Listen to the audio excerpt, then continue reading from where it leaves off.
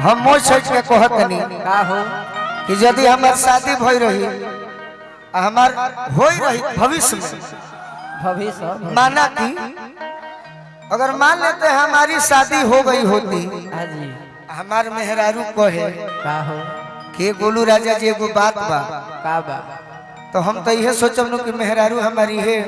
पूछी के राजा जी प्रोग्राम को के आइल बानी का बना दी का खाई तब का चोखा अब बैठा के कुर्सी पर कहे के राजा जी एगो बात बा कि यार हमार जहर खइले तो हम तो लाठी से ओकर मार के कपारे न फुरती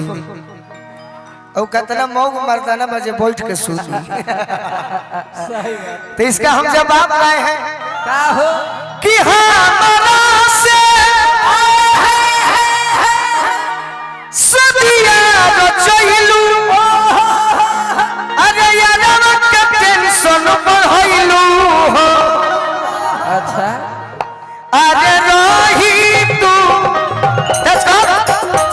अरे रही तू नहीं हरावा खेललो कहे ससुरावा ओइलू अरे रही तू नहीं हरावा कहे ससुरावा अरे रही तू नहीं हरावा खेललो कहे ससुरावा ओइलू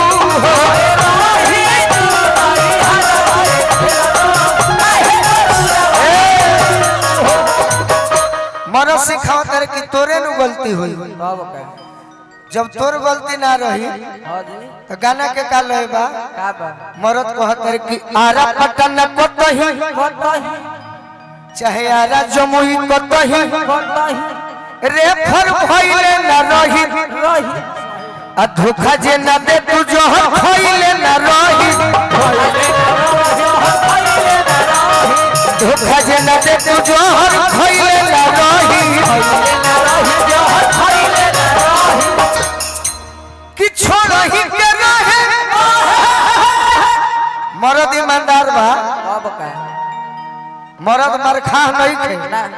ईमानदार बा रवि भैया हाँ जी माने रेप करेगा कि छोड़ही के रहे जब तहरा पगलो अरे काहे के दिलवा लगैलू हो अरे रही तू नहीं हरावा खेललो कहे ससुरावा ओइलू हो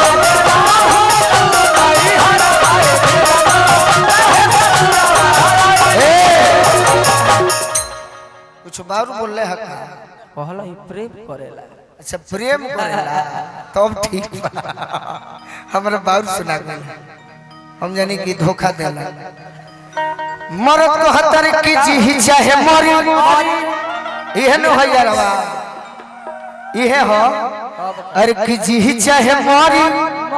ओकर का बारू फेर में आ जोखमी जितेंद्र खातिर रोवेलू अनेर में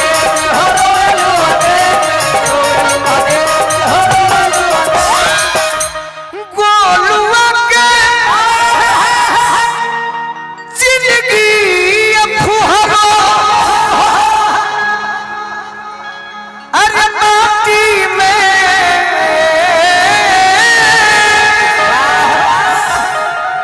अरे मिलैलू हो ऐसे कहते नहीं कोई जे रही तो भले हम कुआरे मर जैती अरे रही तू अरे रही तू नहीं हरावा खेलनो कहे ससुरावा अरे रही तू नहीं हरावा कहे ससुरावा अरे रही तू नहीं हरावा खेलनो कहे ससुरावा अरे रही तू नहीं हरावा खेलनो कहे ससुरावा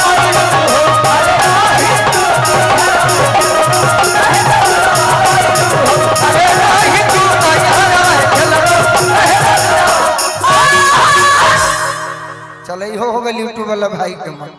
अच्छा गाना याद आ गया